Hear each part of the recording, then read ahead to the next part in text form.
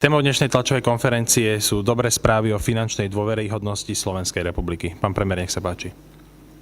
Ďakujem pekne. Vážené dámy a páni, bol to extrémne náročný týždeň.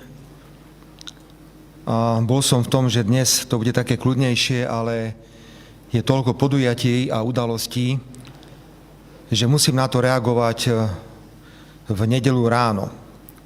Viete, že naďalej platí naša ponuka za Smer slovenskú demokraciu, že nepotrebujeme žiadne nedeľné relácie, ale pokiaľ na túto ponuku a na tento návrh nebudú reagovať pozitívne ostatné politické strany, tak nám nezostáva nič iné, len využívať nedeľný priestor podobne, ako to robia aj ostatné politické subjekty.